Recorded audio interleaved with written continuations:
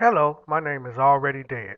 My life story is about my uncontrollable lifestyle. Like so many others, we're all trapped, prisoners. Our crime, living life in the fast lane. Like rats, we're trapped behind doors of destruction, learning it's only a matter of time before life comes to an end. Those who came before me and ones to follow behind me, here's my story. A price one must pay who chooses speeding lanes. The payment that one must pay will cost them their soul. Already Dead by Lamada Roundtree. Nightclub pool party setting with family celebrating my birthday party. Some who attended I knew, and others I've never seen or met before were introduced as family members. Yet, they all knew me. My hostess, a beautiful young woman who had a crush over me, planned my surprise party. Embracing me by the arm, she escorted me around this large pool of bodies, some swimming, some lounging, some sitting off in shadows making out. Whatever you wanted to do, this was the party of a lifetime to be at. Drinks, drugs, and making out. Everyone were having a ball, the time of their life. Introducing me to family members and whom I've never seen or met before. At the same time, the ones that I thought I knew, they walked up and greeted me with a kiss, a chilling present of their lips honoring my hand. I was as though I was a god. My hostess made sure everyone was having a good time. She supplied everyone with sex, booze, drugs, whatever one needed, the supplies were unlimited. Before long, others from out of nowhere were beginning to join my celebration until the pool party pool became filled with so-called family and new friends. Drinks, loving couples, and drugs covered every table, pool, and lounge sitting area. Music, performance, and roasted speeches throughout the night, giving me the honor about my lifestyle as though I was a winner from a competition. Throughout the late night, several who attended began calling their good night, wishing me farewell, keeping me distracted from seeing the ones leaving to return back to the pool of the water from which they came from. My hostess made sure I was blinded to all by her beauty. Around 4:30 a.m. daybreak started showing up, full of drugs, booze, and drunk, staggering. My hostess clinged to my body sexually. She asked me to follow her, that she wanted to give me a gift she had just for me. Cuddling up under her arm, she guided me towards a closed door. Too excited, knowing tonight she and I would soon become lovers. I leaned in to kiss her, and she responded.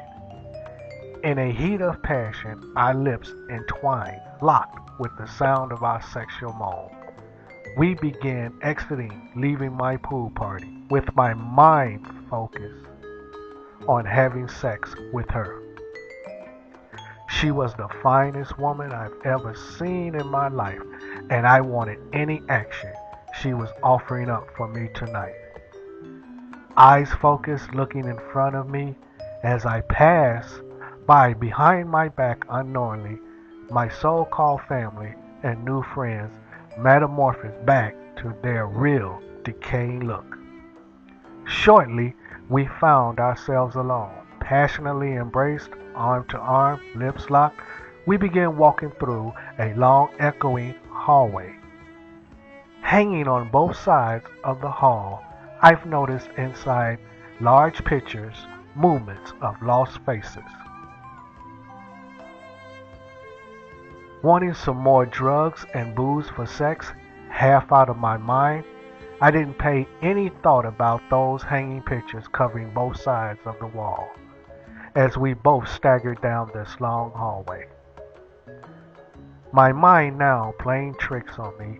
It became so funny how she drank so little, yet she staggered as though she partied with as much drugs and drinks as I have consumed.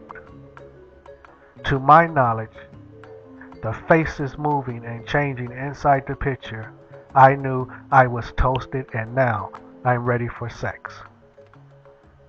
Under her control, she began moving my hands over sensitive parts of her breasts. The sound coming from her voice was as though we were actually having sexual intercourse. Wondering more about the pictures, the sound coming from my hands draped over her soft breast, I just thought with all the consumption mixture of booze and drugs, I was just hallucinating. Besides, what did I care? Both hands filled with her soft breast. Just then we entered into another area where there was another pool. This area was being set up for another celebration. Quickly, all the passionate feeling had ended. My hands empty, I asked her, "What's going on?" She began explaining her reasons for showing me this. She wanted me to be the host for another family member of mine who made reservations. She explained to me a new generation birthday party celebration. Drunk and a bit tired, I tried backing out of wanting to become the next host for her to try to find someone else, more professional. She assured me that I was the right one needed for the job, that I met all requirements, skills, and experience needed. She also suggested that it was time for me to also get my rest, that it was her job to make sure that I was being comforted and prepped for this task. Suddenly, darkness covered the room we were in, and all of a sudden, a lighted window door opened. I found myself lying on my back inside a box, looking up. Well-dressed people standing above me, staring down in tears. They were my kids, my family and friends, passing by one.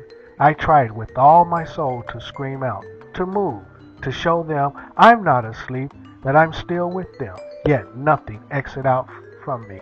Nothing. It was as though I was frozen, and all I could do was listen to the sound of voices coming into what I thought was my ears. That's when it just hit me. I realized I was dead, that this was my own funeral, laid out in a box before my family and friends. Saddened, I could not move nor cry, stretched out stiff as a board for all who passed by to see me. Darkness once again appeared, and all I could feel was jerky movements. Once again light entered my surroundings. I found myself standing in a cemetery looking at loved ones exiting their cars.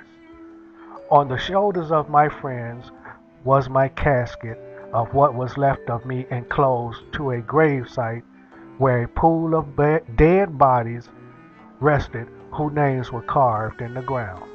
Before long, I was placed on hanging ropes, strapped to an open hole in a ground. Slowly being lowered, I began moving about my family and friends, trying to communicate, yelling at them, paying me no attention as they gathered around in a circle, looking at my casket being slowly lowered until I came to a stop. I realized I now have a house. I can't get out and they can't come in. My casket rested on the bottom of a hole, and once again darkness prevailed. In a very low sound, all I could still hear the sadness of sounds and feelings of tears that began to slowly fade away. Suddenly, the sound of other voices became louder and louder.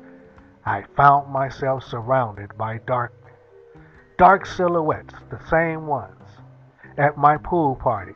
The only difference was they were in horror dismays with razor-type teeth and blade-like claws.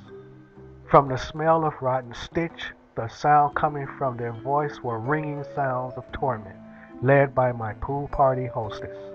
Now I understand why she said, I was the right one to host the next pool party.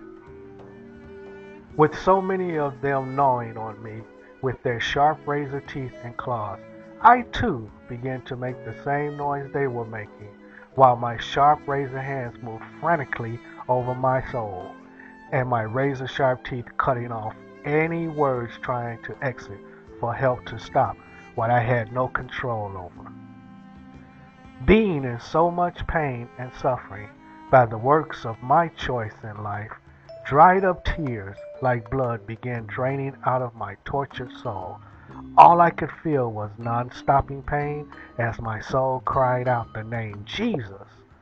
All my life, everyone spent countless years trying to tell me about him, a gift to man from God that I needed on my destructive life while I was alive. That name in whom I rejected. And all the sound of torment coming from my soul, all I could do was think the name, God, please. Just then, a buzzer went off, and I was awakened to a new day. Confused, head pounding, heart racing, remembering every needle point that I was caught up in my nightmare, I found out I had just OD'd and was given another chance to escape, already dead. Lying on a table, I jumped up and began running to the nearest prayer room, a long hospital hallway with pictures hanging on both sides, to a door saying sanctuary. Above the door read, all are welcome. Swinging the door open, I stepped into the room. As the door slammed shut tight behind me, I found myself trapped back at the nightclub pool party I was asked to host.